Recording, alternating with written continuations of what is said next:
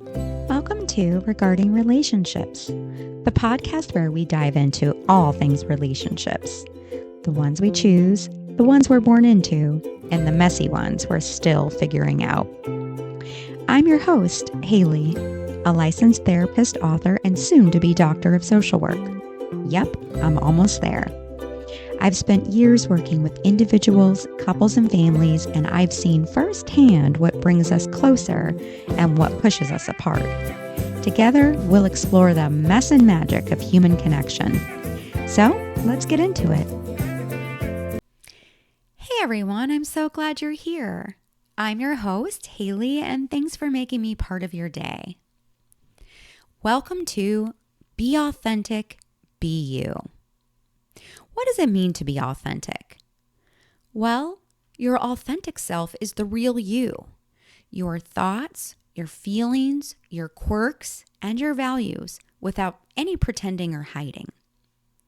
The false self, on the other hand, well, that's the performing self.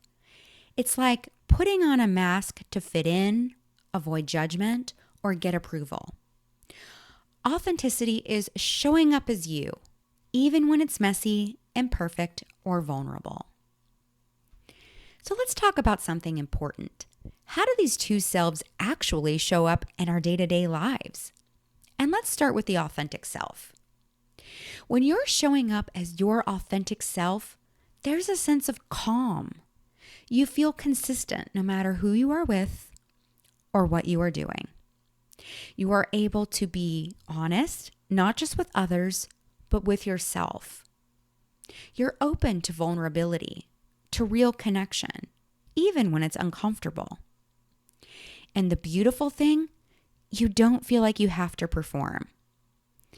But when the false self is in control, it looks very different.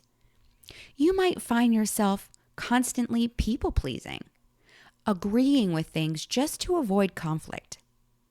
You may hide how you really feel, because maybe you think your truth is too much or not enough.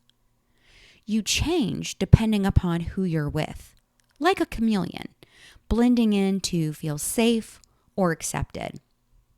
And deep down, you're afraid to show the real you, because you're not sure if that version will be loved or even liked. Sound familiar? Well, here's the thing. We all carry both of these selves within us, but the more aware we become, the more we can choose to lead with authenticity and gently let go of the version of us that was built just to survive. So let's talk a little bit about why we perform. Why do we slip into the false self in the first place? Well, most of the time, it's not because we're trying to be fake or phony. It's because we're trying to be safe. We perform to avoid rejection or criticism. We perform to feel accepted, to feel loved. We perform to protect ourselves from vulnerability, from being hurt. And sometimes we perform because the world or the people around us have sent us a clear message. The real you isn't enough. And so we adapt, we adjust. We put on a version of ourselves that feels more acceptable, more polished. And at first that works. We get praise, approval, maybe even belonging.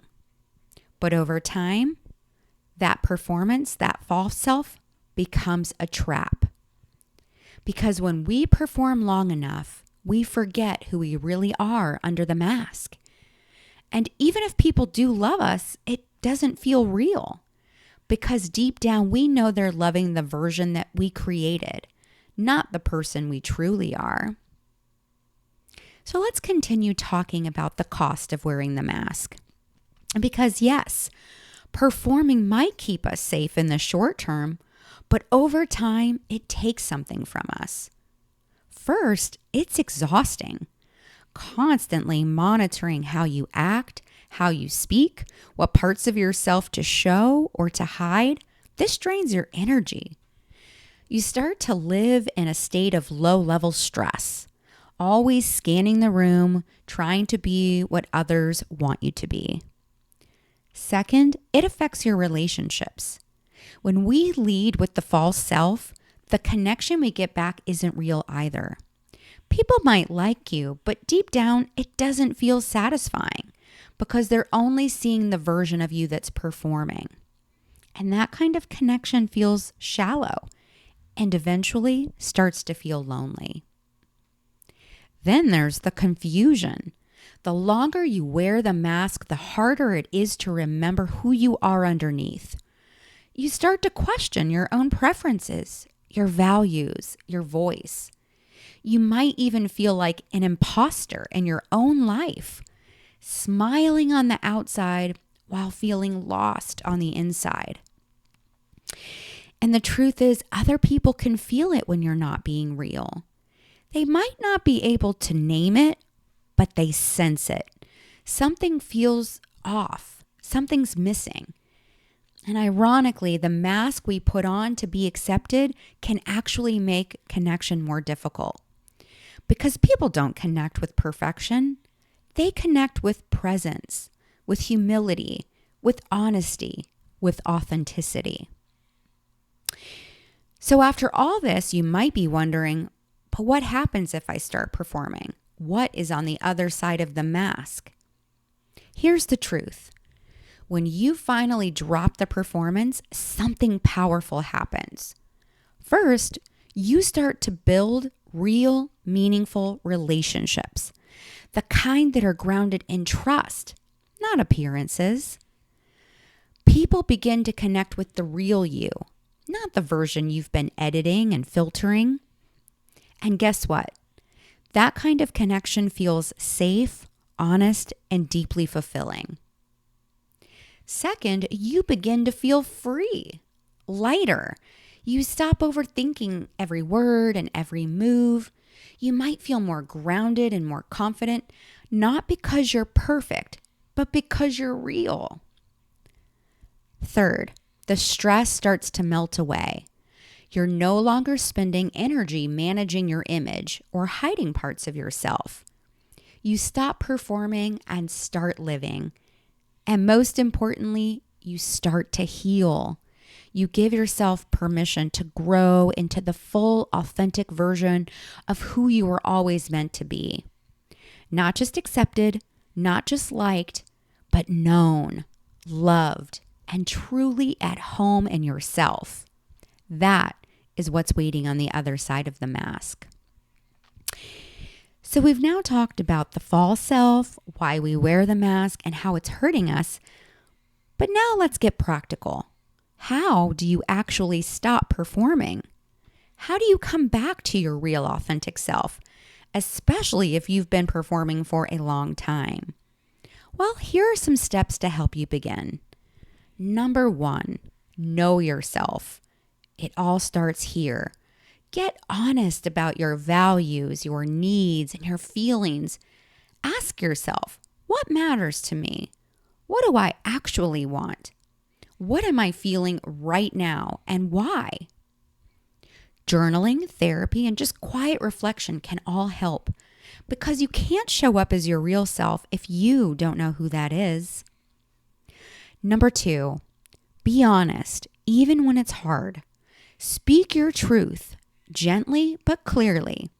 That could mean saying, I don't agree with that, or actually, I'm not okay right now. Truth-telling builds trust, not just with others, but with yourself.